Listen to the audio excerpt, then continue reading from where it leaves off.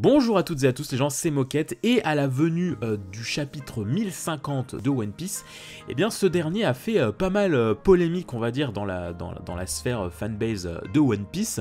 Alors après, c'est toujours compliqué de savoir si c'est la majorité qui est d'accord, qui va dans ce sens-là ou pas, étant donné que ceux qui sont potentiellement d'accord avec ce choix scénaristique, eh bien ne l'expriment pas forcément, mais en tout cas, eh ben, il y a pas mal de négations, d'avis négatifs par rapport à un certain choix d'Oda, puisque, eh bien, ça y est, on arrive à la fin de la bataille de Nigashima, donc qui a opposé Luffy, les samouraïs, les minks, les ninjas, et puis les pirates à Big Mom et Kaido.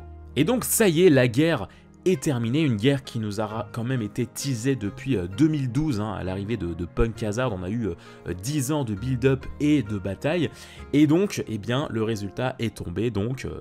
naturellement, il n'y aura pas eu un seul mort, un seul personnage décédé dans les personnages principaux durant cette bataille. Et donc ça, c'est un postulat qui dérange énormément de lecteurs. Et donc du coup, j'avais envie de revenir sur cela, en fait, parce que c'est quelque chose qui me gêne profondément, parce que qu'on n'aime pas, qu'on n'apprécie pas le fait qu'il n'y ait pas eu de mort dans cette guerre, c'est une chose, mais...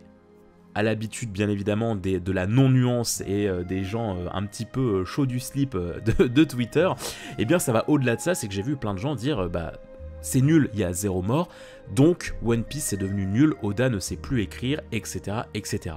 Et alors moi c'est ça qui me dérange, c'est-à-dire que qu'on soit pas content qu'il n'y ait pas eu de mort, c'est une chose, mais dire que du coup ça veut dire que Oda ne sait pas écrire, ne sait pas gérer une guerre, ne sait pas écrire une histoire, ne sait pas gérer son manga et que c'était mieux avant, ça me dérange beaucoup. Et c'est sur quoi j'avais envie de revenir dans cette vidéo, c'est-à-dire que on est quand même en train, à mon sens, si on dit ça, on est en train de regarder dans la mauvaise direction. Parce que là, ce qu'on demanderait à Oda, c'est de partir sur un style d'écriture qu'il n'a jamais eu. Oda fait très très peu de morts dans son histoire, il y a très peu de personnages qui décèdent dans le présent dans son œuvre, notamment dans les guerres. Il y a honnêtement que effectivement Ace et Barbe Blanche qui sont morts durant la bataille de Marineford, mais sinon dans toutes les autres batailles qu'a pu mener Luffy, il n'y a jamais eu de mort, que ce soit dans la bataille contre Crocodile, que ce soit dans la bataille contre Ener, contre Doflamingo, contre le CP9, voilà, il n'y a jamais eu véritablement de décès. Et donc qu'on n'apprécie pas ça, c'est une chose. Moi, personnellement, effectivement, c'est quelque chose qui m'a souvent gêné. Le fait que Oda fait d'ailleurs des fausses morts, en fait, il fait croire à la perte d'un personnage et puis au final, il le fait ressusciter. Bon, des fois, il y a des raisons à ça, mais en tout cas, c'est dans son... Disons que ça a toujours fait partie de son leitmotiv et de sa vision des choses de narration. Il l'explique d'ailleurs très bien un jour dans un SBS, comme quoi je crois que c'est avec sa grand-mère qu'il expliquait, enfin je crois que c'est sa grand-mère, je suis pas très sûr, mais le SBS est retrouvable facilement, mais c'était sa grand-mère qui expliquait en quelque sorte que la mort c'était quand même un sujet très grave et qui n'était pas du tout... joyeux, et Oda a envie d'écrire une histoire avant tout joyeuse, et donc c'est pour ça qu'il a toujours eu ce rapport assez tendu avec la mort, c'est qu'il a du mal effectivement à faire mourir ses personnages.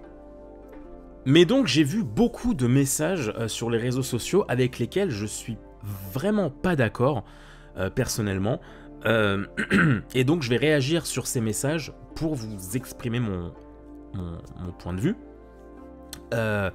On m'a dit mais oui, mais c'est quand même 2 des plus grands personnages de l'histoire, enfin du monde de One Piece, et il y a quand même, il y a pas de mort, c'est pas normal, c'est quand même, ils sont censés être des monstres de puissance et il n'y a pas eu de mort. Comment se fait-ce? Eh bien alors comment se fait-ce? C'est tout simple, c'est que ils ont beau être Mama et Kaido ont beau être des créatures extrêmement puissantes, des personnages extrêmement puissants, et ce depuis des années, il n'empêche qu'on est dans One Piece. Nous ne sommes pas dans Dragon Ball, nous ne sommes pas dans Game of Thrones, nous ne sommes pas dans l'attaque des titans. En fait, c'est ça le truc, c'est qu'il faut replacer les choses dans leur contexte. Oui, ce sont deux créatures des plus puissantes du monde, mais le monde, c'est One Piece. C'est un univers extravagant, un univers d'aventure, burlesque, dans lequel l'humour et le fun ont toujours une place plus importante au final que l'aspect sérieux et que l'aspect guerre, l'aspect mort, etc., etc.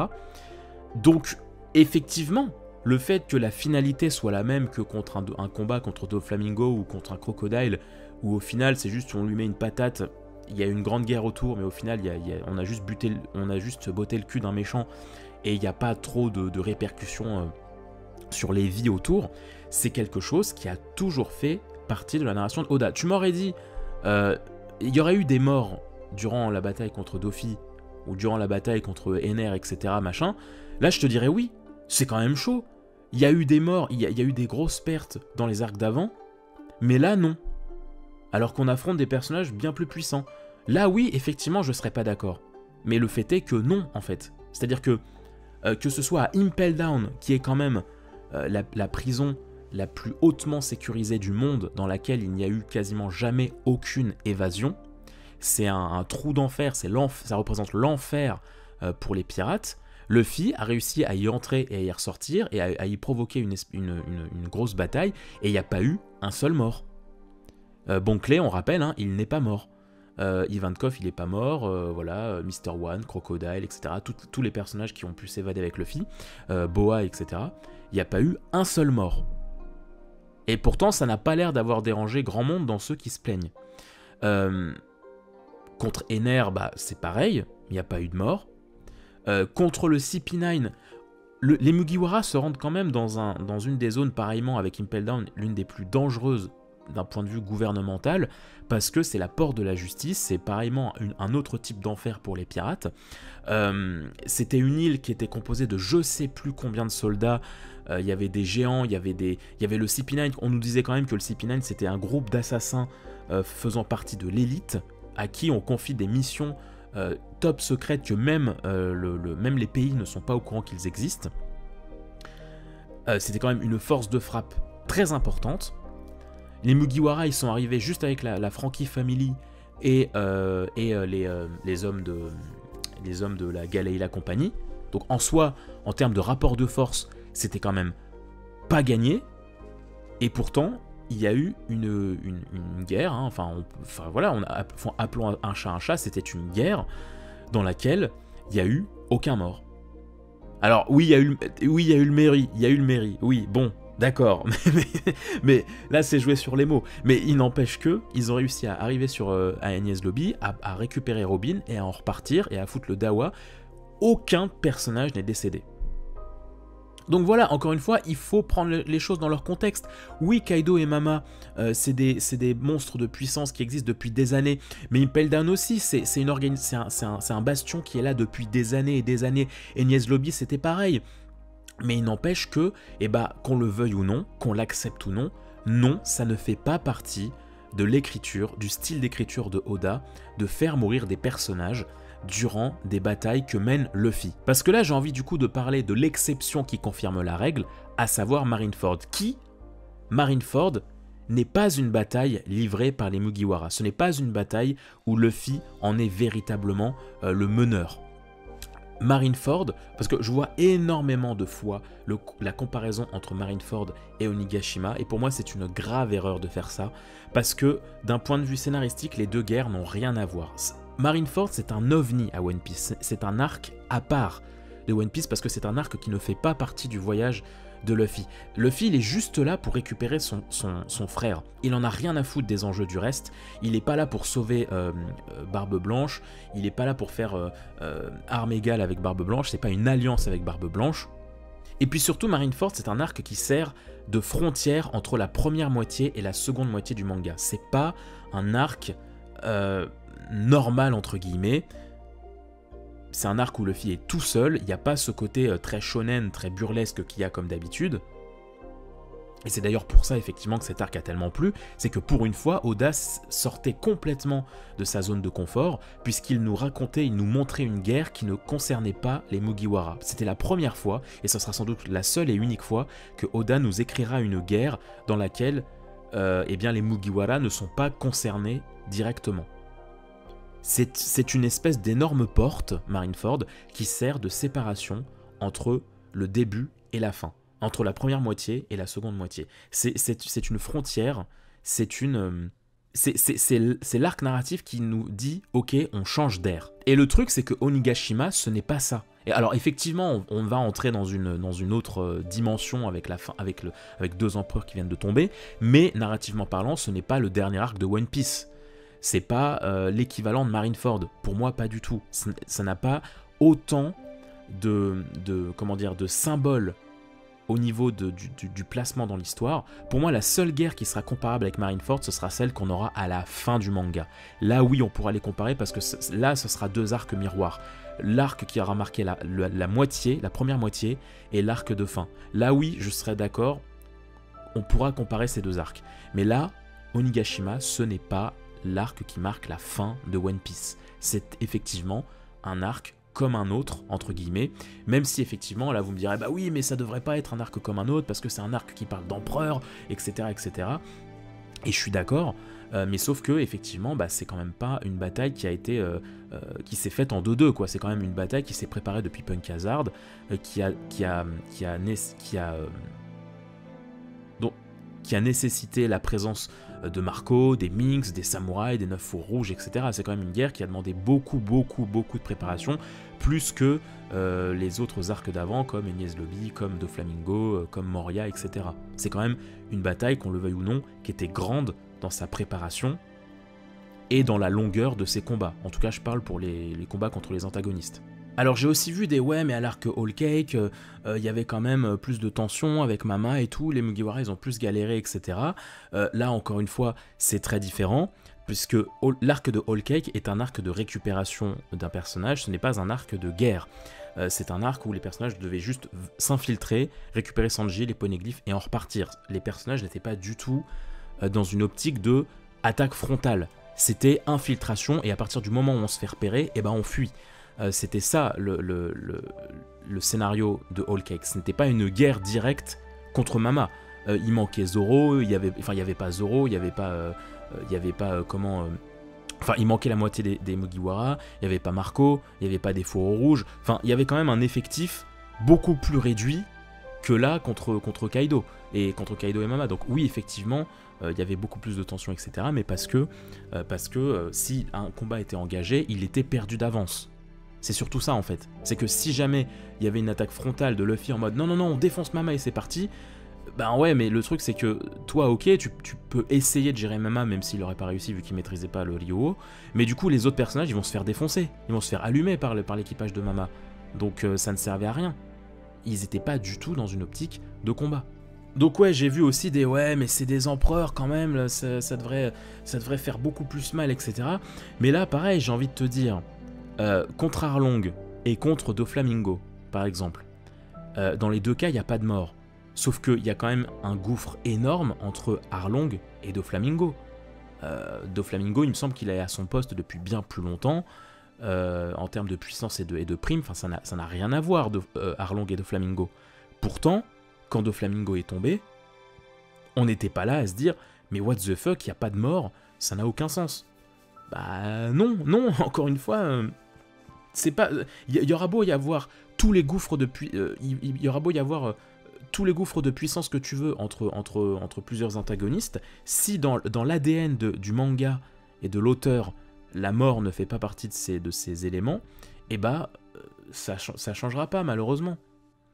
Et puis alors du coup avec ma communauté je me suis amusé à me remémorer les guerres qui ont été un peu les plus cultes, qui ont été un petit peu les plus enjolivés, on va dire notamment dans les grands shonen, et donc je me suis repenché sur les cas de Bleach et de Naruto. Bleach, qui quand même est un manga beaucoup plus sérieux que One Piece, les adversaires sont quand même beaucoup plus sanguinaires que One Piece, Les personnages passent leur temps à se faire éventrer de partout. Les mecs, ils ont 500 kilos 500 litres de sang dans leur corps, c'est absolument indécent, tellement les personnages se font transpercer de partout tout le long de la guerre contre Aizen. Pourtant, il n'y a pas un seul mort. Aizen ne tue pas les alliés. Alors oui, il tue Tozen et Gin, il me semble, mais c'est ses alliés. Je crois qu'il tue aussi quelques Arrancars, je sais plus, mais il tue aucun des capitaines, aucun des vice-capitaines, aucun des personnages principaux de la team de Ichigo. Alors à moins que j'ai un problème de mémoire, mais il me semble pas que Aizen tue le moindre personnage, alors que le mec est quand même un dieu. C'est quand même un dieu qui défonce absolument tout le monde d'un simple petit doigt. Il n'y a aucun versus de possible contre lui jusqu'à ce que Ichigo entre en scène.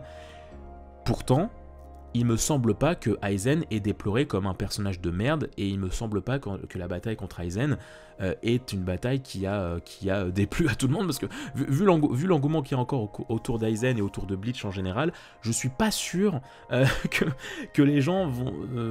vous allez me dire que Bleach est une mauvaise œuvre et que ça a été mal écrit, etc. etc. Donc c'est quand même la preuve que c'est pas parce qu'il n'y a pas de mort que la bataille en est pas moins nul à chier et que l'antagoniste en est mal écrit. Naruto, c'est un peu pareil. Alors, il y a des morts dans Naruto. La 4ème grande guerre, il y a des morts. Mais quand même, Naruto, ils se battent quand même avec des armes atomiques. Hein. Les démons à queue, c'est quand même l'équivalent d'armes atomiques en termes de puissance. Dans le corps ennemi, il y a quand même un gars qui peut balancer des météorites n'importe où il veut.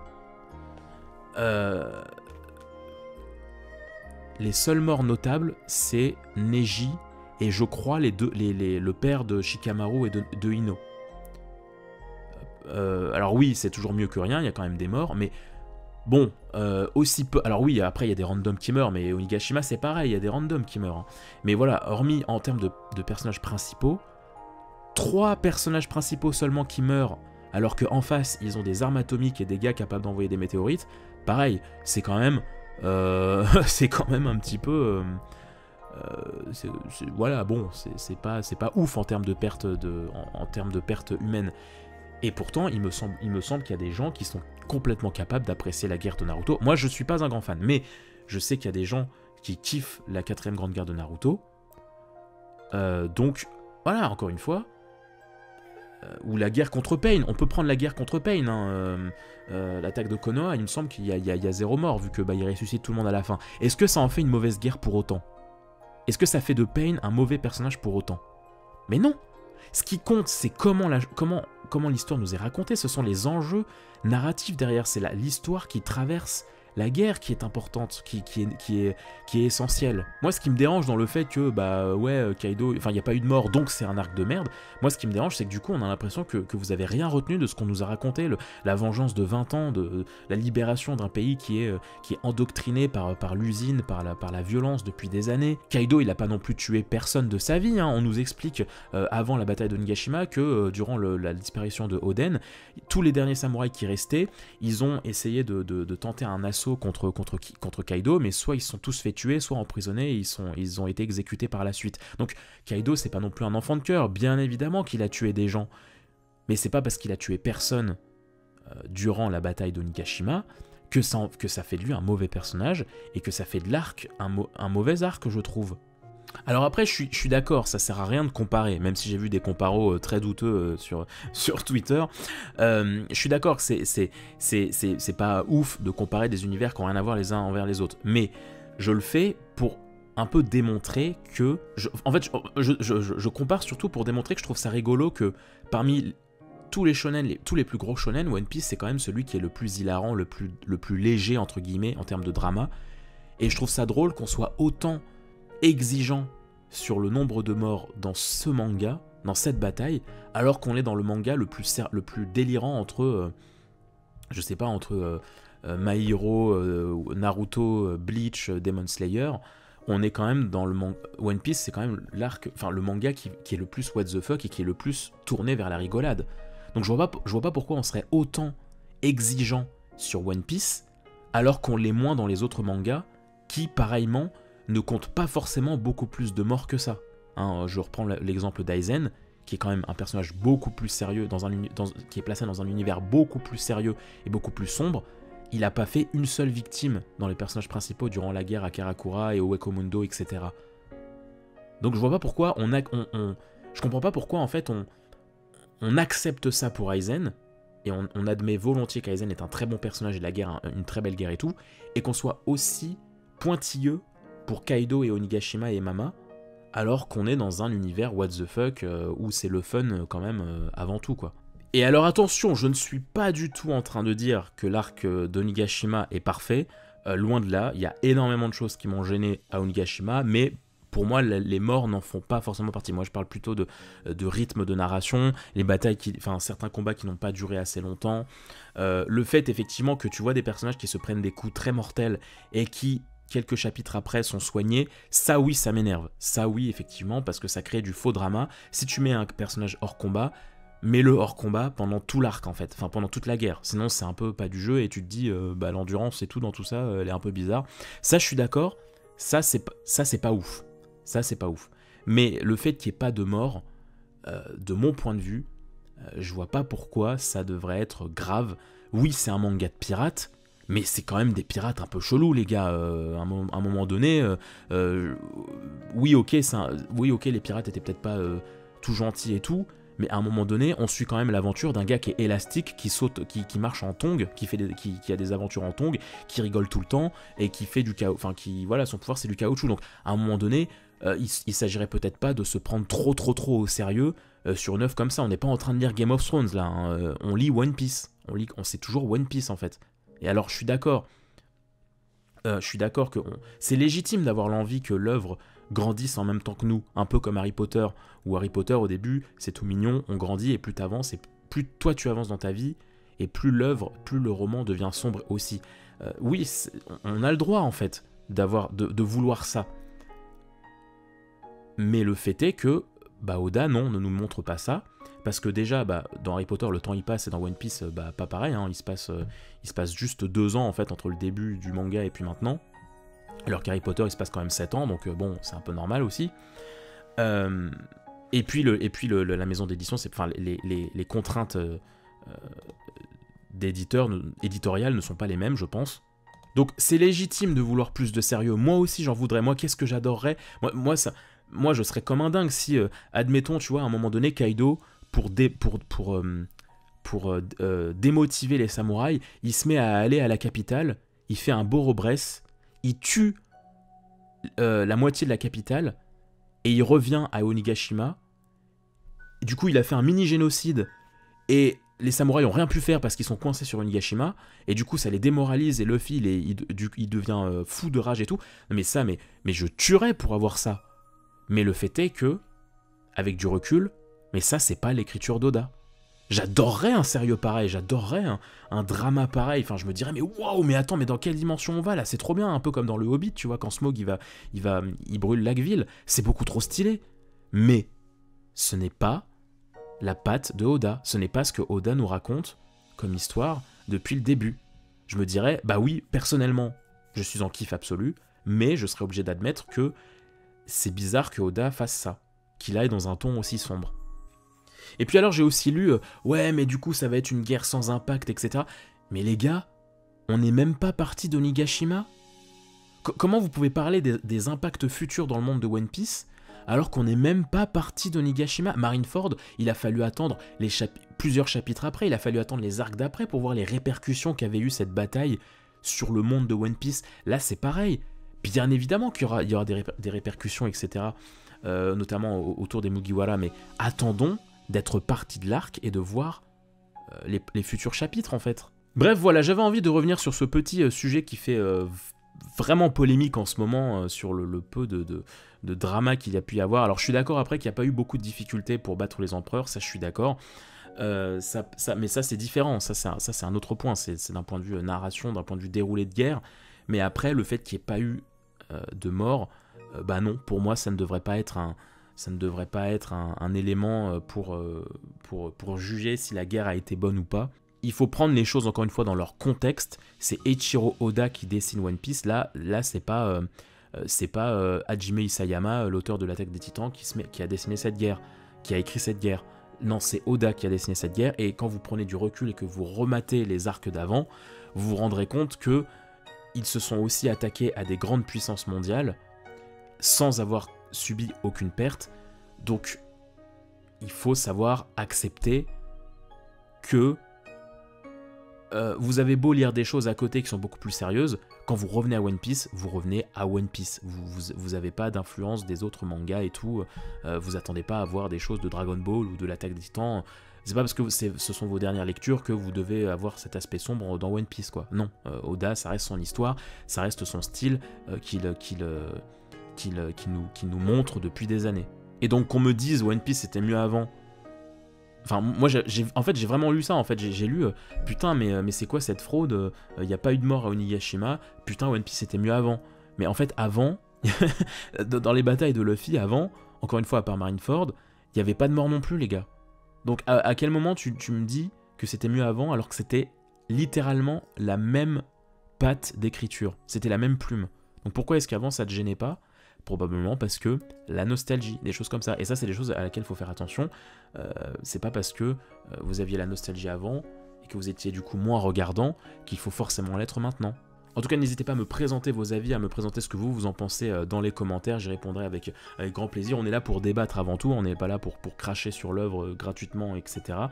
On est là pour échanger. En attendant, bien, je vous souhaite plein de bonnes choses. Vivement les prochains chapitres de One Piece. Et n'hésitez pas à aller visiter les différents contenus de la chaîne. Je vous fais plein de bisous les gens. Ciao.